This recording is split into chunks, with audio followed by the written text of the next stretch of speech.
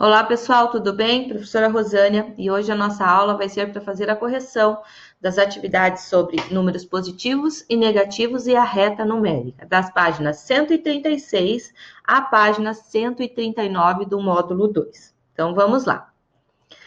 Primeira atividade que a gente tem diz o seguinte: na reta numérica abaixo, as letras representam números inteiros. Então, nós temos uma reta numérica com as letras A, B, C, D, 0, E, F, G, certo? Assinale as letras que representam números negativos. Para ser negativo, gente, lembra que tem que estar à esquerda do zero. Então, aqui nós temos os números negativos e à direita os números positivos, certo? Então, quais são as letras que são negativos? O C, o A e quem mais? E o B, certo? Agora, compare as letras de duas em duas e identifique qual delas representa o menor número.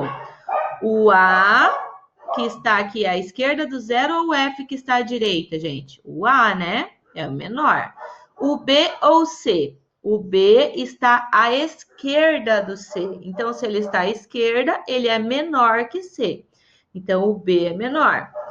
C ou D? O C também está à esquerda do D. Tá para cá, ó, certo?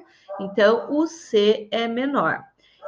O D ou E? Quanto mais à direita, maior é o número. Então, o D, né, está antes.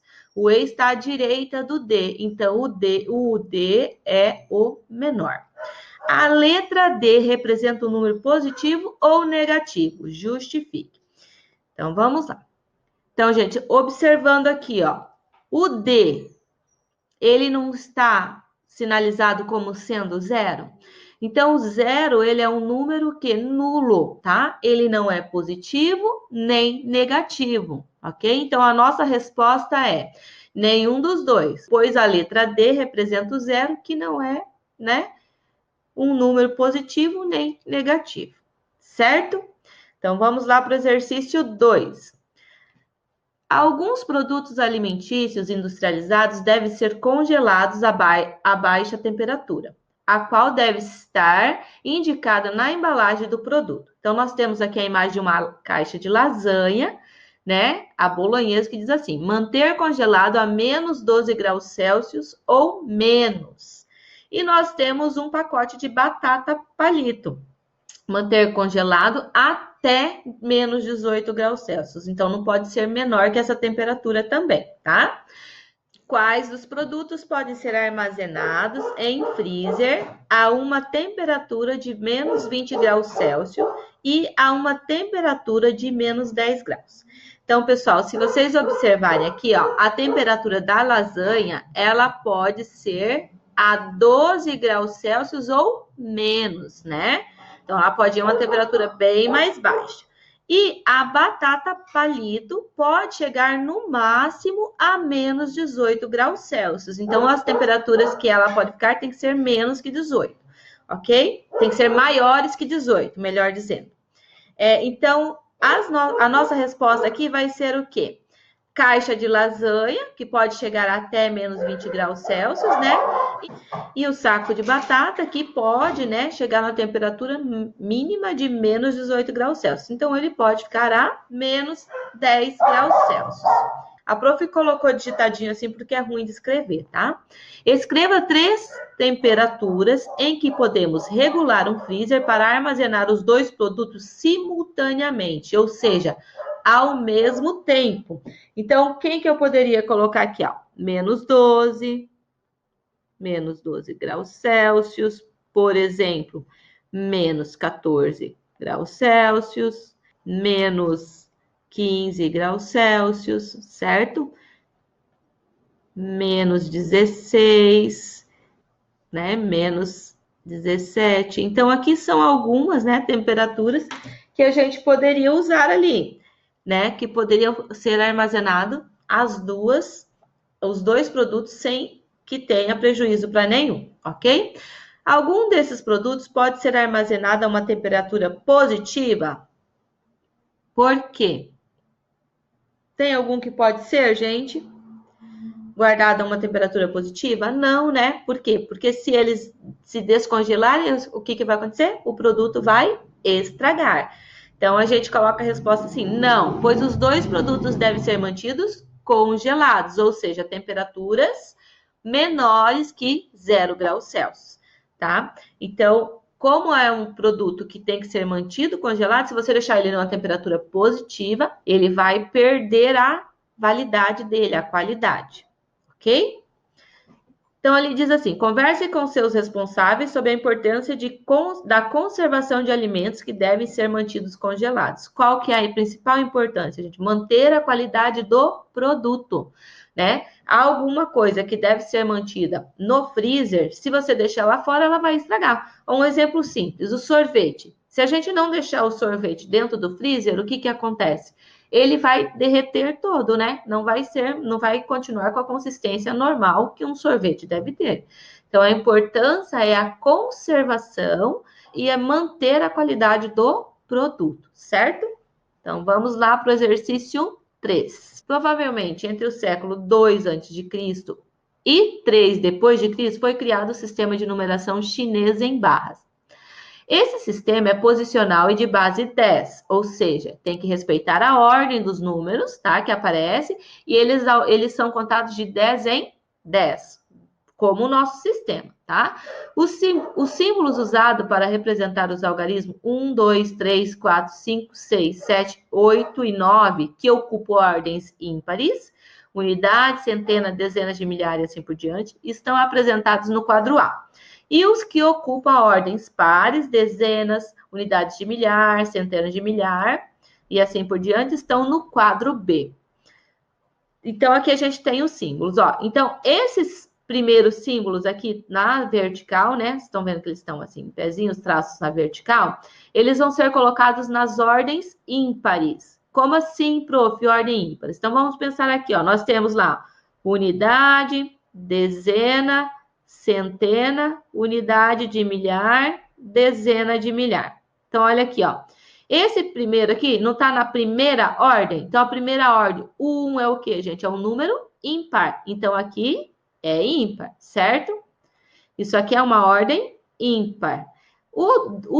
A dezena está na segunda ordem. A segunda ordem é um número que é o segundo, o 2 é o quê? Um número par. A centena está na terceira ordem. Então, 3 é um número ímpar, ok? Unidade de milhar está na quarta ordem. Então, também é par. E dezena de milhar está na quinta ordem, então é um número ímpar. Então, nós temos aqui, ó, ímpar, par, ímpar, par, ímpar. E assim por diante, vai seguir na sequência de ordens que a gente tem dentro, né, do quadro de ordens numéricas, ok? Então, esses primeiros símbolos aqui sempre vão estar nas ordens ímpares, unidade, centena, dezena de milhar e assim por diante. E esses símbolos aqui, ó, que estão com os traços na horizontal, tá? Vão ser colocados nas ordens pares. Dezena, unidade de milhar, depois a gente vai ter o quê? Centena de milhar e assim por diante, ok? Então, vamos lá. Então, aqui vocês viram 1, 2, 3, 4, 5, 6, 7, 8 e o 9. E aqui também 1, 2, 3, 4, 5, 6, 7, 8, 9. O que muda essa posição deles é em relação à ordem que vai ser colocada. O símbolo a seguir, usado para indicar o zero, só foi introduzido aproximadamente a partir do século 8 depois de Cristo. Então, esse é o símbolo que representa o zero. Aí, veja, por exemplo, como eram representados os números 532 e 3.408. Então, ó, 532, unidade é o quê? Ímpar. Então, o 2 tem que estar na vertical. Aqui na dezena, o 3 representa a dezena, então ele está na horizontal, os traços. E o 5, que está aqui na centena, também é uma ordem ímpar, vai estar na vertical. Os 5 tracinhos vão estar em pé, tá? Então, 532 ficaria assim, né? 532. Esse caso aqui, nós temos o quê? 1, 2, 3, 3.000, 1, 2, 3, 4, 400, aqui é o zero, e aqui nós temos Aqui vai ser 5, 6, 7, 8. Ó, 3.408, ok? Para indicar números negativos, era feito um traço oblíquo sobre o último sinal da direita. A seguir, são apresentados os números menos 2 e menos 654 nesse sistema. Então, menos 2, como é unidade, né? Ele está na vertical, com o traço, cortando, que representa que ele é negativo. Sempre que aparecer esse traço aqui, ó, cortando obliquamente o último algarismo da direita, tá? O último símbolo da direita, significa que o nosso número é negativo. Mas a gente conta ele em ordem, tá? Ó, por quê? Porque esse número, ele é posicional, esse sistema. Então, aqui nós vamos ter 5 com 6, tá? Tá em qual ordem, ó? Unidade, dezena, centena. Centena está na terceira ordem, então é um número, vai estar na ordem ímpar, então ele é na vertical. Então, menos 600, 1, 2, 3, 4, 5 e 54, ok? Agora vamos ver o que o exercício quer da gente aqui. Assinale com um X o maior dos números representados a seguir. Então, se a gente for ver aqui, esse número é negativo, porque tem o último símbolo da direita com o traço oblíquo, então menos. Agora nós temos aqui, ó, unidade, dezena, centena, unidade de milhar, certo? Então está na quarta ordem. Vai ser um símbolo da sequência par, né? Então tá aqui. Que número que nós temos? O 6. 6, depois 1, 2, 3, depois 5, 6, 7, 8. E aqui nós temos 5, 6, 7, 8, 9. Então, menos 6.389. Agora aqui, ó, vamos lá. Esse é ímpar, né? Esse está na ordem par e esse está na ordem ímpar. Vamos fazer assim para ver se fica melhor para vocês. Então, o nosso número também vai ser negativo, por quê? Porque tem um traço oblíquo no último símbolo. Então, qual que é o primeiro? 1, 2, 3. 3. Aqui tem 5, 6, 7. Olha lá qual símbolo que é? O 7. 7 está na ordem par aqui, a gente vê esse símbolo. E o último vai ser o 2, na ordem ímpar. Agora, vamos nesse terceiro valor aqui. Então, ele está unidade ímpar, dezena par, centena ímpar. Então, que símbolo que é esse? É o símbolo 7, menos 7. Por quê? Porque o último algarismo, porque o último símbolo está cortado com o traço oblíquo, então é negativo também. Então, 7 aqui vai ser, esse é da ordem dos pares, então vai ser o 8.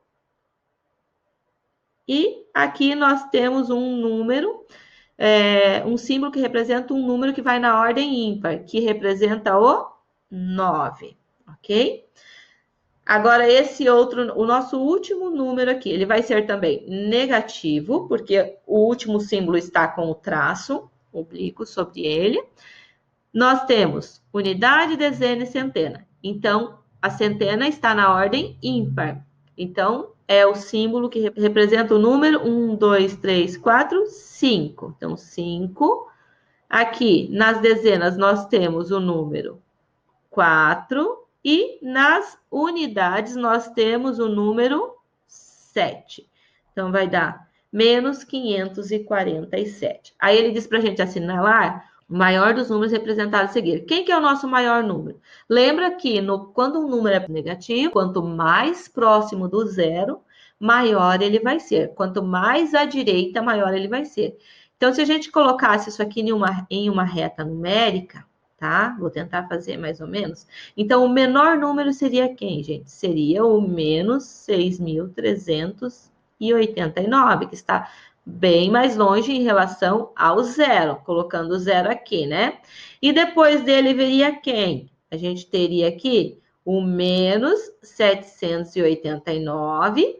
Próximo do menos 789, nós teríamos quem? O menos 547. E à direita do 547, nós teríamos quem? O menos 372. Então, quem é o maior número apresentado aqui? 300 menos 372, ok? Agora vamos lá para o exercício 4. Resolva os itens de acordo com os dados apresentados na tabela. Então, nós temos aqui estimativa de rendimento por hectares das safras de 2017 a 2018. Então, o produto batata inglesa teve uma variação de rendimento em porcentagem de menos 7,3%. O café, 1,5%. Cana-de-açúcar teve um rendimento negativo de 2,2%. O feijão teve um rendimento positivo de 3,1%. A laranja teve um rendimento negativo de 2,3%. O milho, um rendimento negativo de 6,6%. E a soja, um rendimento positivo de 2,6%. Atenção! A variação de rendimento das safras indica se houve aumento ou queda na produção. No caso apresentados, essa produção é medida em quilogramas por hectares de área plantada. Então, é pela quantidade de área plantada, tá? Então, vocês viram que tiveram algumas culturas aqui que teve um decréscimo, né? Elas tiveram uma queda na produção em relação ao ano 2017 e 2018, tá? De um ano para o outro teve essa queda de produção. Agora vamos ver lá o que o exercício pergunta para a gente. Qual produto teve maior estimativa de variação de rendimento no período de 2017 a 2018? Qual teve a maior variação, gente? Se nós olharmos aqui, o maior número apresentado nessa tabela foi quem? Foi 3,1 positivo, que é o feijão, né? Então, vamos escrever aqui, ó. Feijão. Qual foi esse valor? Esse valor foi de 3,1%, ok? O que poderia acontecer com os produtos que apresentaram a variação de rendimento negativos? Gente, se um produto não está tendo o mesmo rendimento, não está tendo uma produção assim considerada boa, né, em relação a uma outra, o que vai acontecer? Esse produto vai parar de ser o quê? Produzido, né? Vai ter um decréscimo na produção desse determinado produto, desse determinado plantio ali. Então, a nossa resposta poderia ficar assim, ó. Ocorreria um decréscimo na produção desses produtos, ou seja, eles seriam plantados com forma mais comedida, né? Em menor quantidade, ok?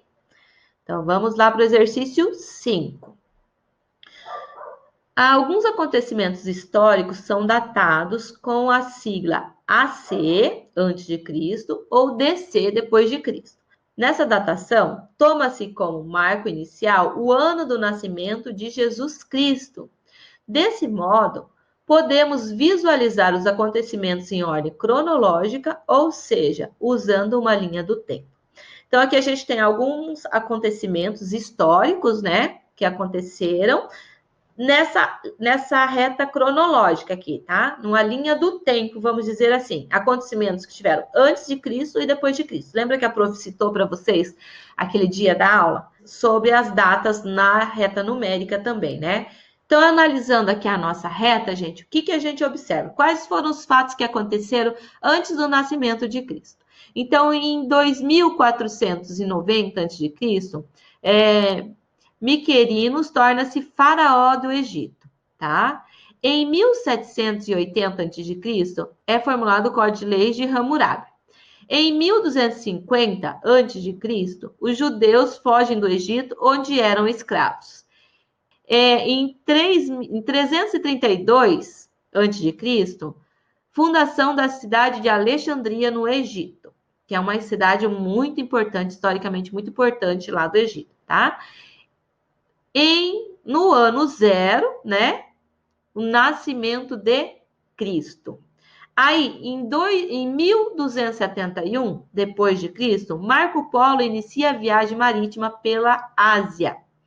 Em 1710, depois de Cristo, construção do primeiro piano moderno.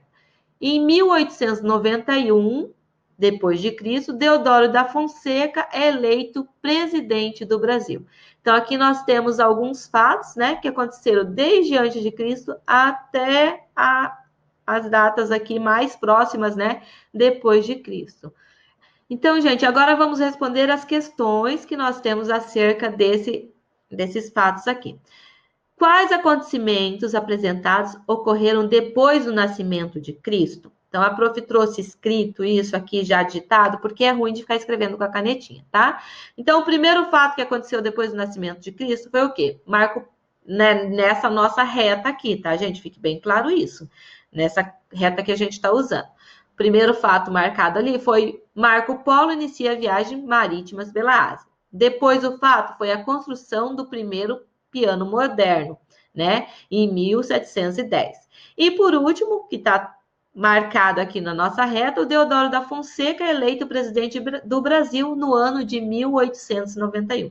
Então, os fatos ocorridos e citados aqui são esses, tá? Após o nascimento de Cristo. Escreva os anos dos acontecimentos usando números positivos ou números negativos. Então, vamos começar aqui com o Miquerinos torna-se farol do Egito. Então, vai ser menos 2.490. Tudo que é antes do Cristo vai ser negativo, certo? Depois, menos 1.780. Menos 1.250. Menos 332. Aí, agora, após o nascimento de Cristo, nós temos mais 1.271, que não há necessidade de colocar o mais, tá, gente? A prof colocou, só vou pôr nesse primeiro aí. 1.710 e 1.891. Então, assim a gente representou os números apresentados ali, as datas, né, apresentadas ali com números positivos e negativos. De maneira parecida, construa no caderno uma linha de tempo indicando alguns acontecimentos que ocorreram antes ou depois do ano do seu nascimento.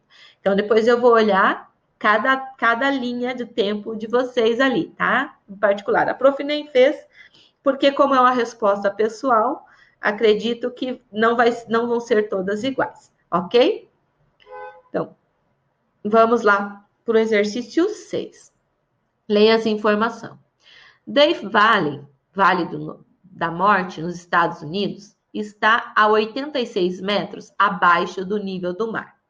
O ponto mais alto do Monte Everest, na fronteira da Índia com o Tibete, está a cerca de 8.850 metros de altitude. A depressão Turfan, na China, fica 150 metros abaixo do nível do mar. A Fossa das Marianas, no Oceano Pacífico, tem cerca de 11.034 metros de profundidade. A cidade de La Paz, na Bolívia, localiza-se a 3.636 metros de altitude. A depressão Danakil, na Etiópia, está a 125 metros abaixo do nível do mar.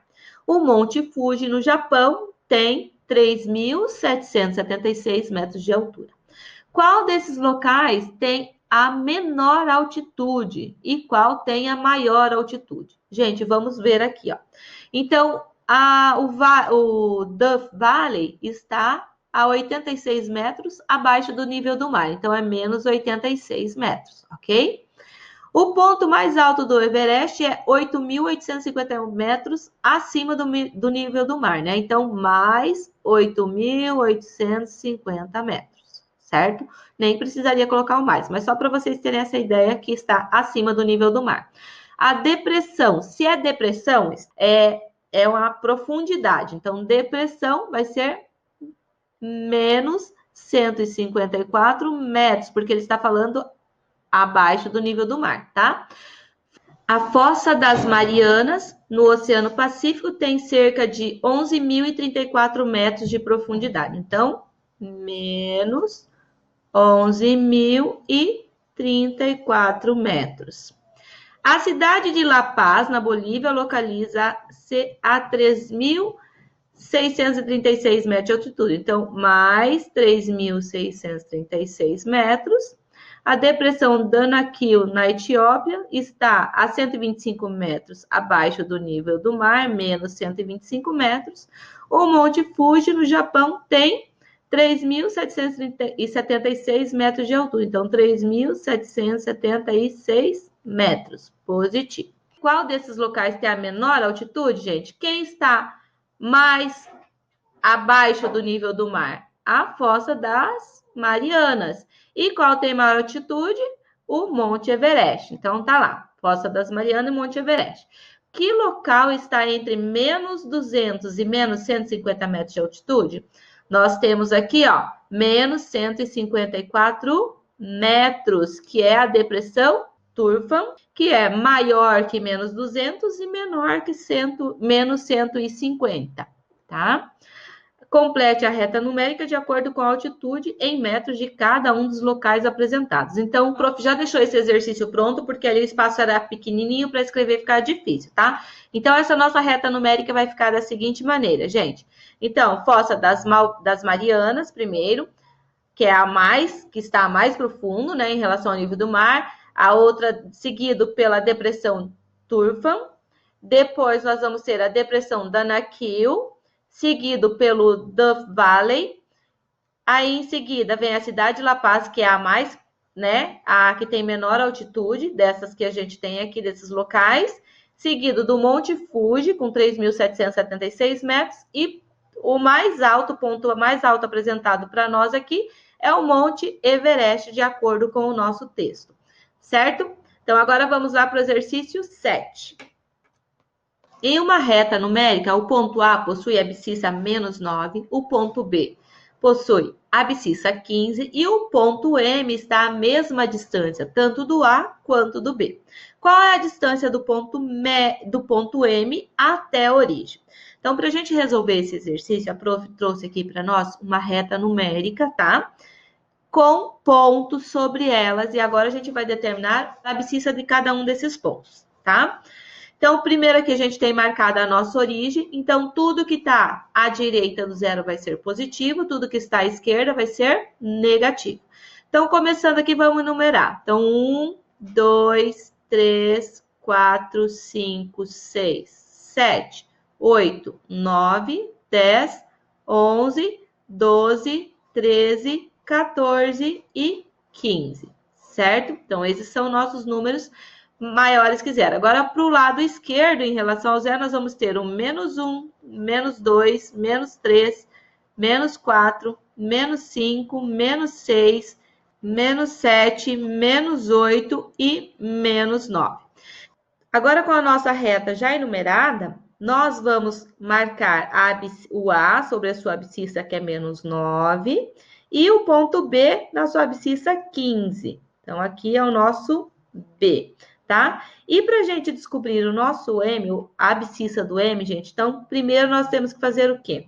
Descobrir a distância de A até B e dividir isso por 2. Por quê? Porque o ponto M está à mesma distância do A e B. Então, quer dizer que está no ponto médio da distância de A até B. Então, vamos lá. Lembra que a prof falou para vocês que para calcular a distância entre dois pontos, a gente pode usar o conceito de módulo? Por quê? Porque o módulo representa a distância do número até o zero. Então, a gente não considera o sinal dele, certo? Então, o módulo de menos 9, então, nós vamos ter módulo de menos 9, que é a abscissa do A, mais o módulo do ponto B, que é 15. Isso aqui vai ser igual a 9, módulo de menos 9 é 9, mais o módulo de 15, que é 15, que vai dar 24. Dividido por 2, porque o M está exatamente à mesma distância desses dois pontos, então vai estar na metade, vai ser 12. Então, o ponto M está a 12 unidades do B e 12 unidades do A. Então, vamos começar aqui pelo B e contar 12 unidades para ver onde a gente vai encontrar o nosso ponto M, a abscissa do ponto M. Então, vai dar aqui, ó, 1, 2, 3, 4, 5, 6, 7, 8, 9, 10, 11, 12. Então, ó, 12 unidades do B, o M vai estar aqui, certo? Então, Qual é a abscissa do ponto M? A abscissa de M é 3. Vamos confirmar se é isso mesmo? Então, vamos ver lá. Por que confirmar? Vamos ver se está a mesma distância em relação ao ponto A. Vou até trocar a cor da canetinha aqui. Então, vai lá. 1, 2, 3, 4, 5, 6, 7, 8, 9, 10, 11, 12, ó. Então, o M também está a 12 unidades de M. Está certinho a nossa reta. Só que a nossa questão do exercício é a seguinte. Peguei a cor errada. Diz assim, qual é a distância do ponto M até a origem? Se a abscissa de M é 3, o que é a distância? É o módulo, né? Então, nós vamos calcular o módulo de 3 para descobrir a distância que o M está em relação à origem. Então, o módulo de 3 é o que, gente? É 3. Então, o M está a 3 unidades de distância em relação à origem, tá? Então, a nossa resposta é 3 unidades, certo? Pessoal, espero que tenha, assim, facilitado a compreensão de vocês, espero que tenham acertado todos os exercícios, tá? Qualquer dúvida que tenha ficado, manda para a prof lá no WhatsApp, que a prof ajuda vocês, beleza? Um bom final de semana a todos, bom descanso e até a nossa próxima aula. Fiquem com Deus. Beijos!